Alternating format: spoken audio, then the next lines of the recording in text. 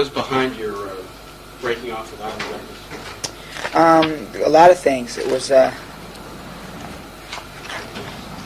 record company was bought by Polygram, and it was originally a Warner Brothers company.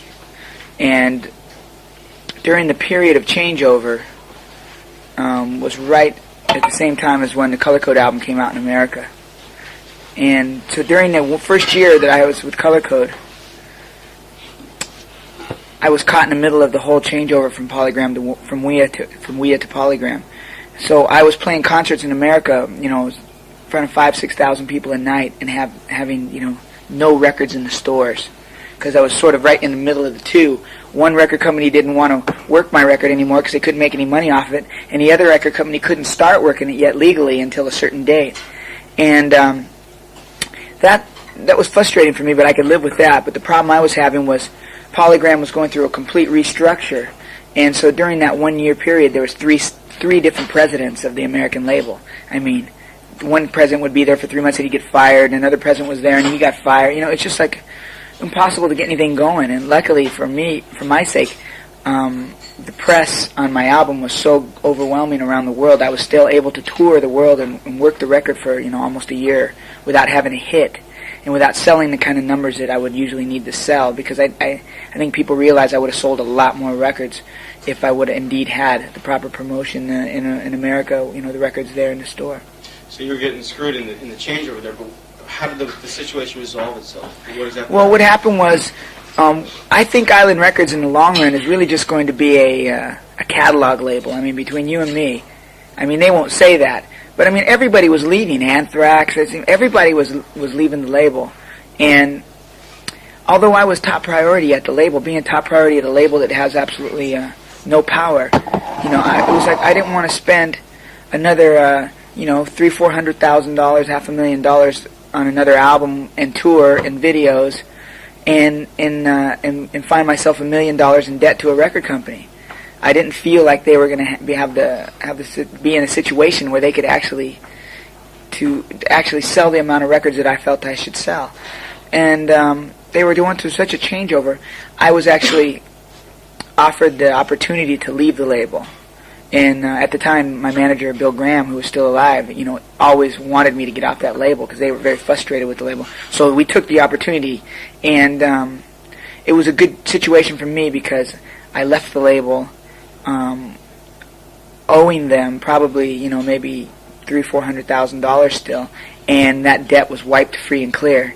So I walked away with a year's worth of promotion on the road, knowing all radio people, you know, being, you know, fairly well known around the world, and I was completely like a brand new artist now. So when I would sign my new deal, it would be like they were signing somebody who's already known, but yet I wouldn't know anybody an override point or any money or anything, and I was free and clear. So it was pretty good. Why did they wipe the debt? Because they, you know, we were all, you know, it was they didn't want to screw me over. They knew they were in a position that they were letting bands go like crazy, and Chris Blackwell didn't want to screw me, but he didn't want to hold my career up either, you know. And so the loss to them was no big deal, and they wanted to see me go on and do well, and so they just let me go. It was very nice. At the time, there were some artists who were maybe doing stuff in a similar vein, like artists who were incorporating some like funk rhythms into a hard rock context, like yourself, and they were doing pretty well. Did you feel like you were kind of getting the shaft? Because nah, because always the critics and always everybody knew that I was the real deal. I mean, I'm not worried about what anybody says, man. You know what I mean? You look at my record, I play with the guys who originate the music. You know what I mean? Such as now with my new album. You know, I'm not really an imitator. I just take my influences of what I've done in my career, and it's what comes out naturally for me. It's not like I tried to jump on any fad or be a part of any fad or anything. I just do what's natural to me. That's why I was real happy about the EP that Island put out when I left Island Records, called Stuff, because it showed my demo tapes that I had made in 1986 and 87 that are still now completely in vogue for what's going on today. And in Europe and places like that, I get that little EP got like full pages in Kerrang and all these big publications. And it's so funny because, I mean, when I was recording those songs back in 1986 and 87, people in the record business thought I was crazy, you know, and now it's sort of like, whoa, you know, I was onto something, you know. You would have sold more records. Would your first album have sold better if you went a different way? Definitely. Oh yeah. I mean, you can't. You know, every night it was heartbreaking. I would sign autographs in my American tour with Joe Satriani. We were on a sold-out tour. The press was amazing. Every night I would have hundreds of kids afterwards. I'd go sign autographs after the concerts. Hundreds and hundreds of kids. And I can't tell you, every single time that I had kids tell me, I can't find your record, or I had to order your album. Now, for a new artist to be on tour in America and be playing in a city, in a sold-out concert at a huge theater, and have kids having to tell you they have to order your album, there's something seriously wrong. Where every other band has, you know, a full in-store promotion going for every city you're on, you know. And when I was in Europe, I had that. I had serious support, and in Europe, I did really well. At the time, you probably could have found the album easier in Japan than you could in the States. You found the record. My A&R person came to Japan 3 days after it came out in America, and it was already had a huge display in the Virgin Megastore, or the Tower here, or something, with like a huge display saying this, you know, this album, and it was an import. The import was out 3 days after it came out in America here, where you still could barely find it in the stores in America. So yeah, I mean, I don't know what it was in Japan. It was just like boom, you know. In Europe, Kerrang magazine went as far as to call Island Records UK twits or something like that, like, because they were reviewing my import, and it got a 5K review and then 5 stars in Raw. I mean, every magazine was doing, and the Island and the England didn't even have it on the release schedule, and it was selling like as an import, and they were saying, you know, these guys better get this shit together and get this thing ready to go, you know. So it was really strange. It was just complete. The company was just chaos. If indeed there was one main reason, what was the main reason for dissolving Color Code? Well, there wasn't one main reason. It seemed like it was a couple of things. One was I work at a pace that's like really fast. If you ever look at my career, in 1 week's time I would be producing Was Not Was, and I'd be working, you know, with Warrant, and then I'd be scoring a movie, and then I'd be writing, you know, I just try to, that's the only way I can keep from getting bored. And with Color Code, it was in the first time I was in a situation where I was the boss. It was, you know, I worked this band so hard, and we kicked ass. I mean, but I literally worked that band like a coach of a sports team, man. It was like, you know, we worked so hard. Every night we'd come off the stage with our heads down thinking we sucked. Because, God dang it, because we didn't realize that we were kicking the shit out of every band that we would play with. And we were getting amazing reviews, but we always felt like we just felt like we sucked. And it really wasn't until Japan that we realized, man, you know, I think, you know, our Japanese tour was just finally the first time that we looked at each other and said, man, I think this was pretty good, you know. And when we went on to Europe, we were in a whole new attitude of, you know, we're doing really well now. And we go to Europe and we were just, you know, we were blowing bands off the stage, and you know, Stevie steals the show, and it was the caption in the magazines, and we were feeling like, wow, you know, maybe we really are a good band. But then right when we started feeling that way, we started to feel also like, I started feeling like, what am I going to do now? And it seemed like all the new music I was working on just wasn't, you know, right, and I was being rushed into making a new album, and I knew I was gonna make the wrong album, and it just seemed like Winston and CJ were very unhappy with the fact that they felt ignored. They felt like I was getting all the glory, and they felt like nobody cared about it because magazines would always come and want to talk to me. You know, and I tried to explain to them, well, I had played with Rod Stewart, and I had done this, and I had a hit record with this. And so I was the person they could focus on to get a story across. And sooner or later, as soon as we were successful, magazines would want to speak to them more. But they felt like the record company was sabotaging them. That's honestly how they felt at the time. They don't feel that way now. But so they were really unhappy, and they just didn't appreciate what we were doing, and I started to feel like, I needed more inspiration as a musician. And finally I was there looking at myself saying, what am I going to do? And I would look at the band, and the band would be looking to me saying, what are we going to do? And I'd be like, well, I'm not sure. Let's try this. And I do that. And I go, well, yeah, let's try this. I do that. And pretty soon I had a hodgepodge of a lot of different songs, but not one cohesive, powerful album. And it was just very frustrating for me, and I needed that inspiration. So that's right about the time when the Island Records thing broke up. So I figured when the Island thing happened, let's just take some time off.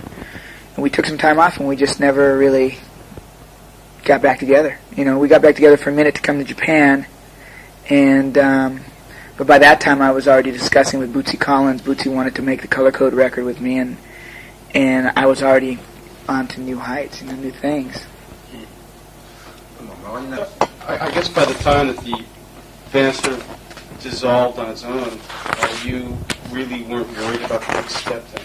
You were already way past caring about what would become of Color Code. You were already working on a new project. Well, to me, I'm going to make another Color Code album, but Color Code to me wasn't like, here's Tom Petty and the Heartbreakers. It was it was really like the Stevie Salas Color Code. It was how like Bill Graham described it. It was introducing you to all the colors and flavors of all my influences in music that come across in this little array of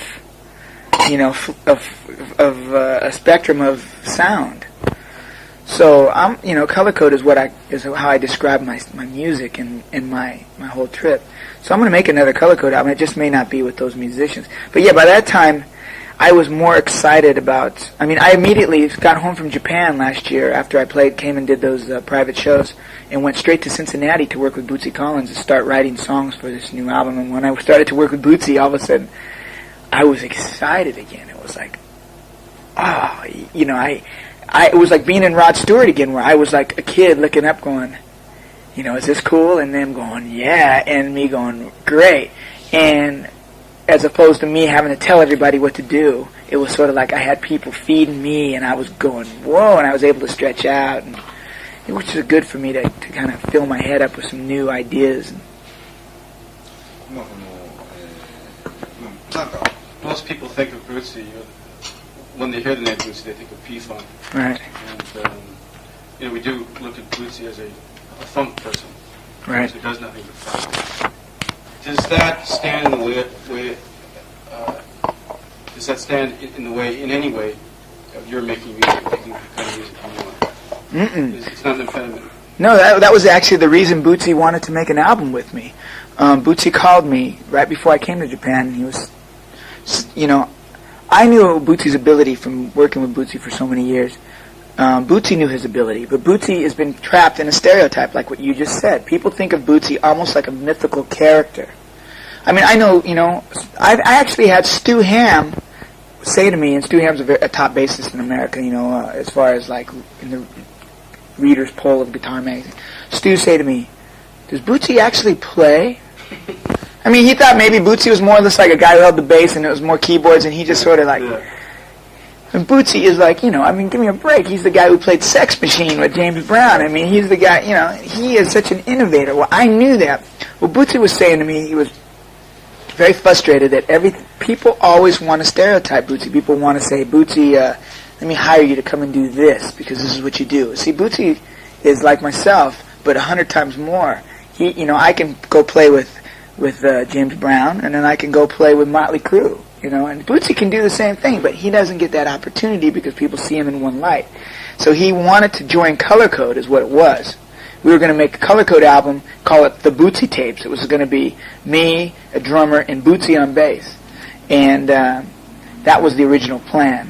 Bootsy wanted to get out and be in the background more, not be, here's Bootsy Collins. He wanted to be like people to come and just know his name like the legend but never really heard him, and come and watch him play in my concert and go, guys like Billy Sheehan and all these kind of guys who have only heard of his name but never really heard him play.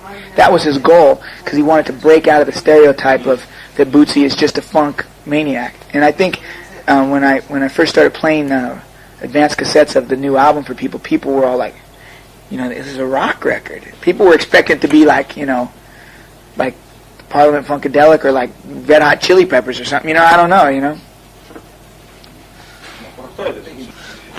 You don't have much trouble understanding how you would get linked up with Bootsy, but it was rather unexpected to learn that Buddy Miles was the third leg of this unit. Well, that's what changed it.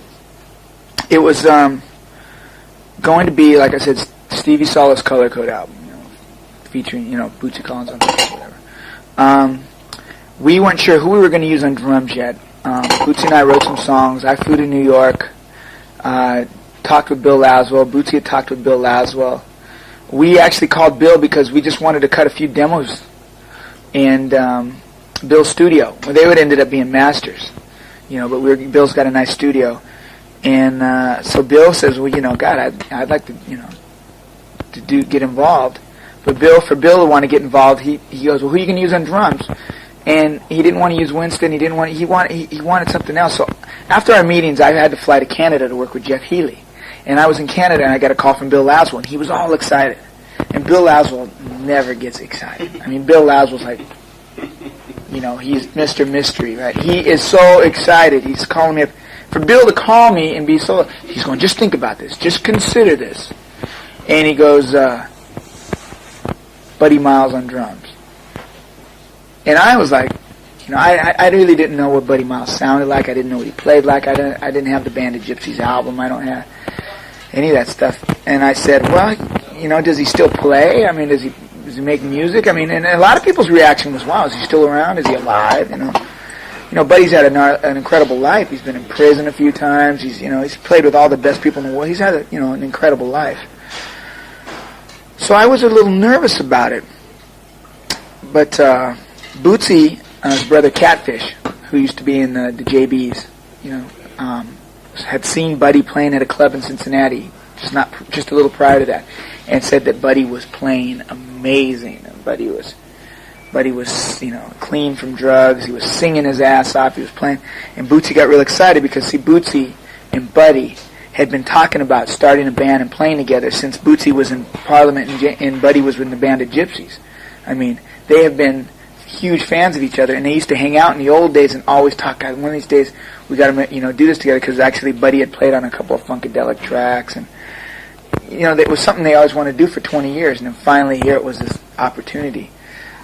So Bootsy had called me, and Bootsy said, if you don't do this, it's cool, but I'm telling you right now, this is a serious opportunity for you. And Bootsy's like my big brother, and I said, all right, if you think so, I'll do it. And so that's sort of how it happened. Wow. Huh. So it's almost like it was preordained. Yeah. And also, you were kind of the last guy to know what happened. It was.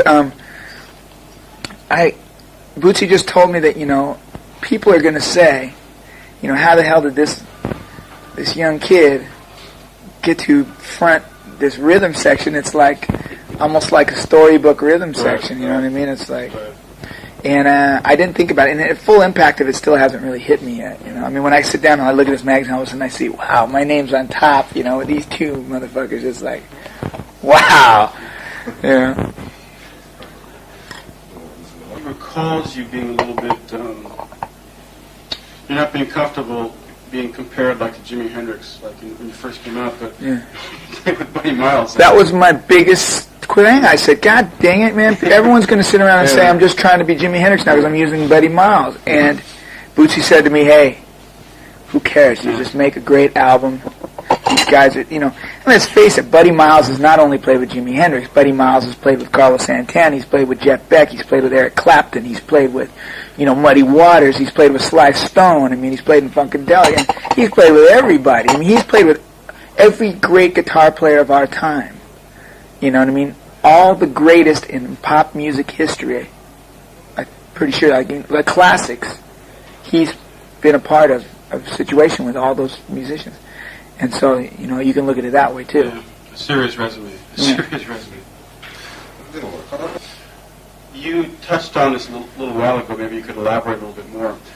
In Color Code, all three guys were relative newcomers. I mean, people got the idea that just sort of a youthful type of power. Mm-hmm. Whereas this time around, you're performing with bona fide legends. Do you think that affects you in any way? You said, like, you got a real rush playing with Bootsy. Right. And it was like he had just so much more to offer. Right. So I guess, Buddy also has equally as much or even more to offer. So what's the difference now? Well, I should clarify something. They have more to offer as far as pure, deep vibe. When you sit in a room with these two guys and play, it's like walking into St. Patrick's Cathedral, or it's like walking, it's like walking on the hallowed ground, man. I mean, you feel history, you feel everything. I mean, we had times in the session where Buddy Miles would start talking to me about Jimi Hendrix, because I'd say something that pissed him off, and he's like, "Oh, man, you sound just like Jimmy used to come to me." And the next thing he'd bust out crying, or something, man. I mean, but it was like serious, and I'm not that deep, man. I'm still a kid. I'm sitting there like this, just going, well, I can't even begin to feel what he's feeling. But Bootsy could, because Bootsy's been through it too, and Bootsy's, there to. It was really deep, man. I mean, it enabled me to play. I think when people listen to my guitar playing in this album, I'm going to sound like I'm 1,000 years old. You know what I mean? I mean, I sound like I'm an ancient Indian wise man or something. To me, when I hear my solos on like The Walls Came Down, it's like, God, where did I get all that serious? Where is that coming from? Where that is invisible on my color code work. But at the same time, there's the other half of me that's still the youthful. I want to be on top of it. I want to push the beat. I want to be a little more immature with the beat. But to me, that's new, and that's my sound, like color code, which I can't do with these guys. So I need the balance of both. I think what I did here is I took a seat back, and it's like I went away to go study with the gurus to become a deeper, more heavier person. And then I'm going to come back, and I'm going to make another album that's more me, but yet I'm going to bring with me all this knowledge that I've learned on my pilgrimage or something, Well, you say that, like, the youthful side of you, every now and then it feels like sort of challenging these guys? Listen to Shake It. Shake It. Uh-huh. Now, Shake It didn't challenge Bootsy, though. Now, see, Bootsy is like a kid.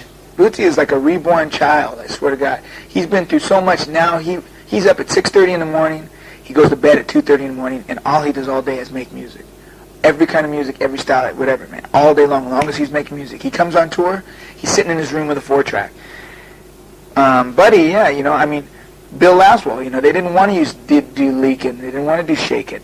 Me and Bootsy really had to push for Shake It. We thought Shake It, Shake It, let's face it, is a corny-ass song. It's not deep like some of the other material, but to me, Shake It will probably be one of the most popular songs with the younger people who aren't ready yet to comprehend a song like, Love Obsession or The Walls Came Down or something, So Shake It was more the extreme of coming towards Stevie Salas, and Love Obsession was the extreme towards the older style with Buddy, where if you listen to my guitar playing on Love Obsession, you probably never heard me play guitar like that, and I never have. I would in the end solo, instead of doing the usual Stevie Salas, completely take over the song with my solo and have everybody go, whoa, what a solo. I completely took a back seat to Buddy Miles's ad-libs, and it was like I took a back seat to Buddy. And it took a lot of discipline for me to do that, and I was very uncomfortable with it. Did those guys ever offer that kind of advice, not offer advice, but actually give like orders like, you're a little bit heavy-handed here, Steve? Completely. I mean, on the song Got a Feeling, I wrote that song in Japan when I was here last year. I mean, I'm quoted as a co-writer with Buddy because Buddy came up with one chord that I used in the song. But I mean, I wrote that song here in Japan. He came with one chord. Yeah, but it was. So he gets co. Well, yeah, he gets a co-writer. I mean, when it works out in percentages, it still works out to my favor, like considerably. But yeah, I mean, he came up with a chord change on it that I think is fascinating, and he deserves a writer credit on it. But I wrote that song here in Japan, and I was playing it at sound checks with Winston and CJ. And that song never worked. It just didn't work. It was like almost good. As soon as I laid down in the room with that, it's the first song I tried. All of a sudden, there it was. It was like, whoa. And then all of a sudden, I found myself. Buddy would stop, and Bootsy would stop. Whoa, Stevie, man. quit pushing right here. You're pushing here. Lay back with it. Okay, this is what I want to know. When they say they're pushing, what exactly are they referring to? Well, like if you listen to this album is like, listen to the color code. It's like, da-doom, da-da, da-doom, da-da, da, da-doom, da. And then you listen to this record, it's just like, boom, boom, pa, pa, boom, boom, boom. It's like, the tempo is the same, but man, instead of being on the top or ahead of the beat, we're like on the farthest back of the beat that you could possibly be. And that's the key to these old players and like Led Zeppelin and all those bands. It's so far back, but it doesn't drag. It just feels fat, And a lot of new bands today don't feel fat like that. Deeper, man. And that's just these guys' wisdom in their school or where they came from. I was wondering, obviously they have a reserve of, they're legends, and, you can get the fat sound, the deep sound, but at the same time, they're much older than you, so do you ever get sort of tired of, dealing with older people in their older ways? It's so funny, my whole career is like, I was a kid, I met George Clinton. George Clinton's an old person. I was a George guy. I met Bootsy. Bootsy is not nearly as old as George, but still he's an older, somebody I work with. First tour I do, Rod Stewart. Rod's, 50 years old. I'm playing. All I ever work with, it seems like, is old legends. I became a staff producer for David Kirschenbaum, who's also an old. That was my hang. That was my person. I produced Was Not Was. I mean, Don Was is no spring chicken. Now he's the biggest producer in the world. I was producing him when I was 23 years old. So, I've always been a kid working with these really great older people, so I'm used to that. I don't seem to relate well to younger musicians because I don't like to sit around and talk about, gear and stuff like that. I like to learn and grow. At the same time, what do you think all these older artists wanted to tap into you? What do you think you had to offer them? Maybe that youthful energy they felt like they were starting to lack. I think that's what it really was with Rod Stewart. Rod told his manager the day he met me, I was not nearly qualified for that gig with Rod Stewart, but Rod had told his manager that he met me, and I reminded him of himself when he was my age. I was, just cocky and ready to go, and Rod gave me that shot. And when we were on tour, instead of everybody standing in the background like usually on a Rod Stewart tour and letting Rod be in the front doing his thing, I didn't know that I was supposed to do that. So I was up in the front, and I was shaking my ass and my hair, and the girls started going crazy. In the show, and people would say to Rod, God, that show was the best band you ever had, because I'm running around the stage, and pretty soon Rod and I are singing in the mic together like him and Woody used to, and Rod was starting to feel like a kid again, and Rod was rocking. It was just like the energy really came off, and I think that's what it was. Certainly it wasn't my musicianship, because I was definitely not qualified for that gig. You weren't qualified. Rod Stewart doesn't do stuff that challenging. Bullshit, man. When you got to go back and you got to play all those old songs that Woody used to play and all those songs that Jeff Beck used to play, not so much now he's not challenging, but you listen to his old, he's got a 20-year history of amazing songs, amazing. I was like all energy, all of a sudden I have to play Maggie May on acoustic guitar in front of 100,000 people a night. I've never even played an acoustic guitar before except when I was a kid. And I'm sitting there, I don't know how to make it not feedback. I've never been on tour before. I don't know I don't know how to do any of these things. And then I found myself playing Maggie May like if I was playing What I Like About You or something. And Rod would be like, what are you doing? Where's the finesse? And I realize now, oh yes, I just have to relax. I have to, so that's what I mean. Yeah. It seems like your disregard for staying in, concerning yourself with a single style is almost what characterizes you. You just kind of flit around freely. I guess that's your... It's my personality, too. That's how I am. People get pissed at me in my personal life too, because I just have a lot of freedom, and I say I'm going to do something, and I do it, and I do what I want when I want, and it pisses girls off because girls can't seem to make me, cater to what they want me to be, and I like my freedom. That's probably why I haven't had a girlfriend in 4 or 5 years, because the same kind of freedom I have in my music, I like in my life. Someone will call me, like I came here from Mexico City, because a few days before that someone said, Stevie, come down and do this thing for this Indian. And I don't have to say, I'm leaving for that. I just get on a plane and I'm gone. And I take, and it's like, one of these days I'm sure I'm going to have to settle down, but I like to have my complete freedom in all aspects of life. That to be a glut of older stuff. Let me clarify this. There's a glut of retro type stuff. You get older bands reforming. You get older records being re-released as CDs. You get younger guys copying what the guys did, 10, 20 years ago. Right. What do you think of that, the reaching back like that? Well, sometimes it's good and sometimes it's bad. It all depends on the music. But what's funny is my big joke I would tell the press in America right when I was winding down the first Color Code tour. Everyone's asking me, what are you going to do on the next album? And I said, well, I'm going to make an album, and I'm going to call it Stevie Salas Color Code Greatest Hits. Because all that was getting played on the fucking radio in America was all these old motherfuckers that were coming back and re-releasing their catalog with a couple of extra songs, and no new artists were getting any airplay. And I'm thinking, well, I'm just going to call my album Greatest Hits, so maybe they won't know I'm a new artist, and they'll think I'm one of these old guys coming back, and they'll play my record too, because it was like a joke, of course. But it was like, it's like enough for some of these people, man. I can't stand it when I see some band get back together and make horrible music, and then a record company spends $1 million on it and eats up everybody else's budgets and crowds the magazine so a new band can't get an ad in the magazine, But sooner or later, all of it falls to the wayside, and anything that's good will keep going, and anything that sucks will just keep falling to the wayside. It just. It's a law of the market, I guess. Mm-hmm. It's gonna float to the top. I think we need more experienced people at record companies, especially in America, though. I know so much more about working a record and how a record works in the whole scheme of things, from conception of recording to working the record and marketing the record, radio. I mean, these guys I deal with, I have to talk to in America, they've never even been on the road. They've never walked into a radio station. They've never had to sit down and do, marketing. They're just like people that just got out of school or something, and they're supposed to be running my career. It's like.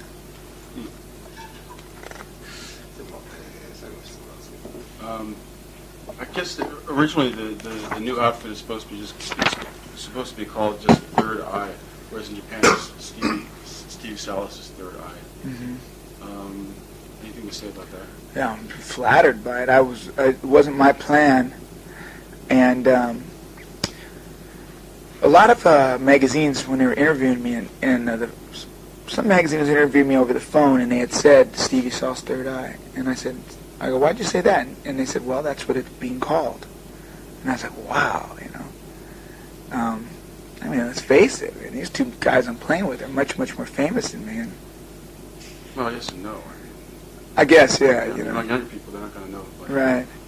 I'm glad it's called Stevie Salas' Third Eye. I now that I'm comfortable with it, and I talked to Bootsy about it, and Bootsy actually really wanted it that way, because Bootsy, really, his goal was musically to go out and play music and show all these people who've never seen him play what he sounds like and what an amazing musician he is. And his other goal is to keep pushing me more and more towards becoming maybe an Eric Clapton of our time, or a Jeff Beck or something. And he wants my name to really gain a lot from these guys doing this for me. I mean, they're helping me a lot, I think. And so maybe at the end of the day it'll be good, Yeah, me too. I hope it happens. We have every plan on doing it, but it's not like before, where it's like we're all sitting around in L.A. and we can go rehearse in my studio in L.A. and we just go play gigs. It's like a full production. You got Buddy Miles in Chicago, you got Bootsy in Cincinnati, you got me. But we're planning. We're going to try to do a tour around the end of February if possible, starting in Japan and doing quite a few dates around the world, I guess.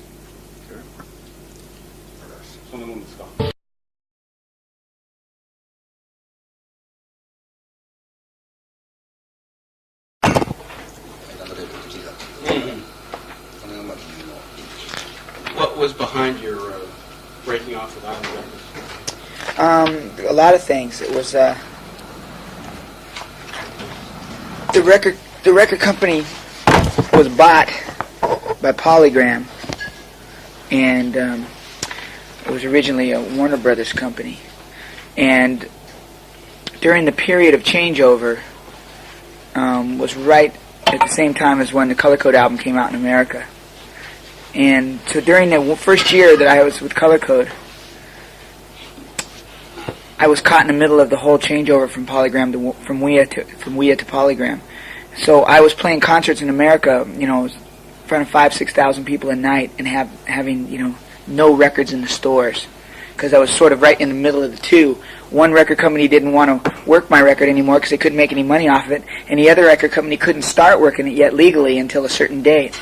And that was frustrating for me, but I could live with that. But the problem I was having was Polygram was going through a complete restructure. Any fad or anything, I just do what's natural to me. That's why I was real happy about the EP that Island put out when I left Island Records, called Stuff, because it showed my demo tapes that I had made in 1986 and 87 that are still now completely in vogue for what's going on today. And in Europe and places like that, I get that little EP got like full pages in Kerrang and all these big publications. And it's so funny because, when I was recording those songs back in 1986 and 87, people in the record business thought I was crazy, and now it's sort of like, whoa, I was onto something, Mm-hmm. You would have sold more records. Would your first album have sold better if you were on a different label? Definitely. Oh, yeah. You can't, every night it was heartbreaking. I would sign autographs in my American tour with Joe Satriani. We were on a sold-out tour. The press was amazing. Every night I would have hundreds of kids afterwards. I'd go sign autographs after the concerts. Hundreds and hundreds of kids. And I can't tell you, every single time that I had kids tell me, I can't find your record, or I had to order your album. Now, for a new artist to be on tour, and they didn't want to screw me over. They knew they were in a position that they were letting bands go like crazy. And Chris Blackwell didn't want to screw me, but he didn't want to hold my career up either, And so the loss to them was no big deal, and they wanted to see me go on and do well, and so they just let me go. It was very nice. At the time, there were some artists who were maybe doing stuff in a similar vein, like artists who were incorporating some of the funk rhythms into a hard rock context, like yourself, and they were doing pretty well. Did you feel like you were kind of getting the shaft? Because nah, because always the critics and always everybody knew that I was the real deal. I'm not worried about what anybody says, man. You know what I mean? You look at my record, I play with the guys who originate the music. You know what I mean? Such as now with my new album. I'm not really an imitator. I just take my influences of what I've done in my career, and it's what comes out naturally for me. It's not like I tried to jump on any fad or be a part of any. Sure. And so during that 1 year period, there was three different presidents of the American label. One president would be there for 3 months and he'd get fired, and another president was there and he got fired. It's just like impossible to get anything going. And luckily for me, for my sake, the press on my album was so overwhelming around the world. I was still able to tour the world and work the record for almost a year without having a hit and without selling the kind of numbers that I would usually need to sell, because I think people realize I would have sold a lot more records if I would have indeed had the proper promotion in America, the records there in the store. So you were getting screwed in the changeover there, but how did the situation resolve itself? What exactly? Well, what happened was, I think Island Records in the long run is really just going to be a catalog label. Between you and me, they won't say that, but everybody was leaving. Anthrax, everybody was leaving the label, and although I was top priority at the label, being top priority at a label that has absolutely no power, it was like I didn't want to spend another $300,000-$400,000, $500,000 on another album and tour and videos, and find myself $1 million in debt to a record company. I didn't feel like they were going to be in a situation where they could actually sell the amount of records that I felt I should sell. And they were going through such a changeover. I was actually offered the opportunity to leave the label. And at the time, my manager, Bill Graham, who was still alive, always wanted me to get off that label because they were very frustrated with the label. So we took the opportunity, and it was a good situation for me because I left the label owing them probably, maybe $300,000-$400,000 still, and that debt was wiped free and clear. So I walked away with a year's worth of promotion on the road, knowing all radio people, being fairly well known around the world, and I was completely like a brand new artist now. So when I would sign my new deal, it would be like they were signing somebody who's already known, but yet I wouldn't know anybody an override point or any money or anything, and it was free and clear. So it was pretty good. Why did they wipe the debt? Because we were all, it was